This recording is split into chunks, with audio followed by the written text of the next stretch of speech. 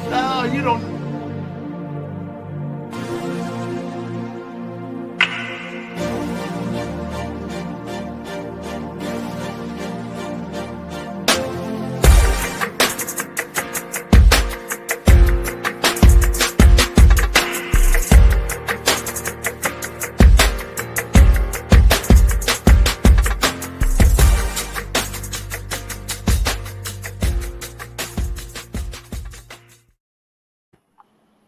What's up, good? What's good, everybody? We want to welcome you to another episode of At My Mama's House. It's your host, your boy Rockstar.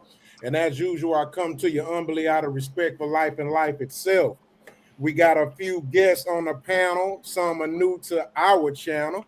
So we want to show some grace and show we got Southern hospitality. We want to give a shout out to Miss Ty. What's good, Ty? Talk to us. Oh, yeah. Hello, everyone. Thank you for allowing me to be excited. First female on the panel. I'm a little scared, but I'm also excited. You know? Well, that's awesome. That's what's up. That's what's up. That's what it is. Already. So let me make this statement off top. I heard some of you niggas. Let me tell you something. I don't want none of you niggas. She don't want none of you motherfuckers. So be you niggas talking that shit. She gonna. Hey, look. I don't give a damn who in the building. Yogi gonna talk that talk, man. Yeah. Nah, I ain't talking about you, Yogi. Y'all know who the hell I'm talking about. He said me. We already know where this going. We already know where this going. I'm here, man. You listen. Here we go. Look, the guilty speak up. Already. Hey, no, I'm the only one. Listen, I am the disruptor. I understand the position. So when you say that, I'll be like, I know who you're talking to. I got you. Not that it's gonna work, but I got you. You understand what I'm saying? Long as you know, my boy. Yeah, man. Listen, man. Hey, man, listen. Y'all silly. Man, how y'all feeling, man? How y'all been this week, man? Man, everything copacetic, man. Slow boogie, baby. Yeah, just staying steady, man. Getting ready for the summer. Hey, man. It's hot. It's hot like a motherfucker out here. I tell you that, goddamn. I feel that. It's not. Hey, is y'all service working good, or is it just me? Yeah, I think we having a little problem with some of the hearing. Yeah, Miss Ty cutting in and out when she be talking. Yeah, shit. Okay. Yeah. And sometimes you go low and up. You got to get, I don't know. It's probably my AirPods. Okay.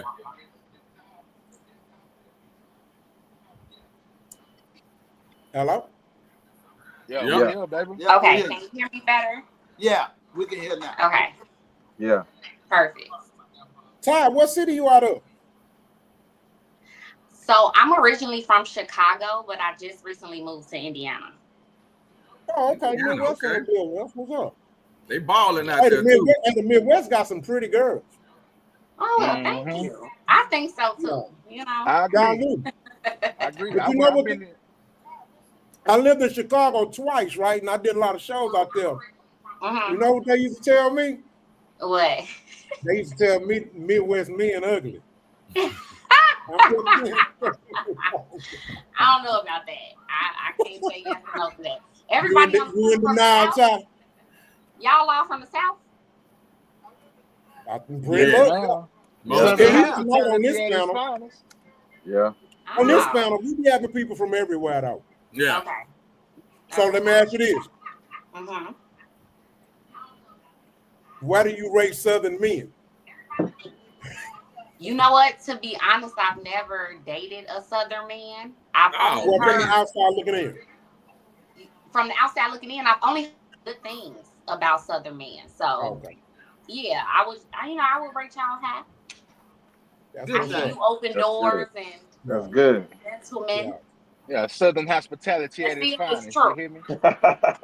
And to play devil's advocate, Ty, some of us ain't shit. Okay. And some of us ain't shit, and you make us ain't shit. That's across the board. That's across the board. So. That's across the board, exactly, Ty. I had to play devil's advocate. I had to play devil's advocate. Understandable. Yeah. Fellas, what's up, man? Hey, Yogi, what's up, man? Talk to me. Hey man, keep calm. Fuck with a fat boy, baby. I'm here. Let's get it. Let's get it. What trust? Y'all think he coming in later? He had a right? graduation. He coming. Yeah. He coming. Okay. Okay. Yeah. Yeah. He got a brainiac on his hand. Oh yeah, man. Nieces, she a little genius, man. Ain't nothing wrong with that. We need more of them. Yeah. Rich, what's up, baby? How you been, man? Talk to me. Hey, man, living between the sky and the earth, trying to touch a little dirt, man. That's all I'm doing. That's it. That's all. I feel that. Quality. Tell us something, man. What's going on? Tell us something. Ain't nothing fun happened this week, motherfuckers. Man, I'm loving life and hoping life loving me, man. That's how we doing it. I want to ask you this, Rob. What you think about Eminem getting that award over them boys, man? He ready to get right into it. No, not that. I'm just saying that's what happened. I'm just asking him how he feel about that. About what? Eminem winning the American Music Award over Kendrick and Drake and Future. I'm just curious. I'm not shocked. It's their award. I see. I'm proud of you, Rob. That motherland trip doing a lot for you, my brother. I like that. He already started. All that shit scripted, bro. I like that. It's gotta be. I mean, it depends on what you. Let me ask you this: what do you mean when you say scripted? Because man, like it don't matter who come out and do what kind of numbers. Like, man, let's be real, man. Kendrick probably had one of the biggest years when him and that Drake beat got to this little limited here recently. Yeah. You know what I'm saying? This man won 5 Grammys off one song, G. Off one song, not a full album though. Yeah, not a full album, one song. We're right. But listen though, the GNX, that shit was hot. I don't know the numbers per se on that situation, but GNX was hot too. How he dropped it, it was a surprise. You know what I'm saying? Did he freeze but, down? But it was more of a performance album. It was more a performance album. Like I don't know. I don't listen to Kendrick. I'm a Southern nigga. I listen to a lot of HUC and shit. You know what I'm saying? But so hold on. Let me add context to it. So I just want to get an understanding of it so I can know what you mean as far as clarity, right? So yeah. With that being said, let me ask you this. Uh-huh. You don't think that the hoopla and the push with Kendrick is a part of the script? Just being honest, I'm asking. Hey, keep it a bean with you, man. All that shit scripted. I just wanted to see where your mind was. Yeah, all of it is, bro. Okay. All that shit part of the script. Bro, they gonna put motherfuckers on the pedestal that they want on the pedestal, bro. On the pedestal. So it don't matter who you is, no race, creed, color. You know what I'm saying? Hey, this your town. We finna push you to the limit. You know what I'm saying? It's all that shit scripted, bro. All that shit scripted. You know, La Rock, I think you should know about that probably more so than anyone. Considering your background. Yeah, man, it's you know. Yeah, it's politics. Yeah, it's a lot of politics, you know. Yes. And I tell people this all the time, man. I've been in those meetings, man. I was out several times, and you know, I've been in those meetings where these cats talking record deal money. I've sat in Virgin office in LA. You know what I'm saying? I've sat in offices in Chicago, you know, when Chief was trying to work me a deal, you know, and yeah, man, it's a lot of souls being bought, man. Exactly. You know, and when I say that, I mean that intentionally and unintentionally, because you got to remember, a lot of us, we come in it young, and when you don't know, you don't know. You don't know. Yeah. Not everybody is just willingly selling their soul or selling themselves or selling out for it. Sometimes they just don't know that they're doing it.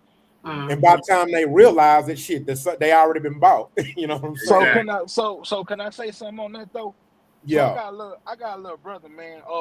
Man, he in Nashville right now. He do country music. You know what I'm saying? And like the rooms that he be in and trying to work what he trying to do out. You know what I'm saying? It's not the same conversations as it is that we hear from like rare like black artists in them rooms, right? So like when you come to talk about selling souls and all that other shit, it's only the black entertainers. You know what I'm saying? You don't hear too much hit at it from like country music or other genres. You feel me? Well, here's why. The reason why is because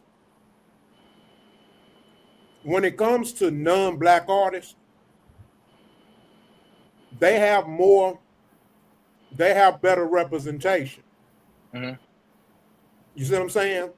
Mm-hmm. When those young non-black artists come into the game, even if they get fucked, they have representation that's good enough to say, hey, look, this is a better deal. Take this deal. And even if the deal isn't the best deal, they representation teaches them to hold themselves accountable and accept and honor that deal. You know what I'm saying? So it's a different landscape. It's a different psychology when it comes to it, right? So let's say a white country artist signed a record deal. He usually going to have some type of representation, whether it's his mom, his dad, his family, friends. You know, they tend to have more successful people in they realm or their proximity where they can fare better at the contracts and stuff like that. So even if the deal is not like they necessarily want it, in other words, let me say this: 9 times out of 10, mostly white artists, when you hear them complaining, it's because they want a better deal. Yes. Not that they had a bad deal. They want a better deal. Yeah. So, it's a combination of both. I have to give accountability to both sides because, you know, at the end of the day, we tend to want things for different reasons. You know what I'm saying? And so sometimes that could be our devil. That could be that could go against us too. So it's kind of a double-edged sword. You know what I'm saying? So can I ask you a question? Like going into that. So when it comes to black artists, right? You know what I'm saying? Yeah. Because they background, because they grew up in these environments. You know what I'm saying? Like the way you can sway them into some bullshit is, you know, money, right? So would you say that's a big reason why black people are swung into them kind of situations? And you prove my point. That's a part of the problem. Yeah. That's a part of the problem. You know what I'm saying? So you got to think about this, right? So if you notice the money spread, right? And getting to a point to where now rap videos, they always got to have their money out. You don't find it ironic the timing of that? You didn't start seeing niggas throwing money out as far as like the way they do, and the money spread until money wasn't worth shit no more. The American dollar ain't worth shit no more. Ain't worth nothing. It ain't worth nothing. Credit is more valuable than money. Credit can buy you shit that money can't buy.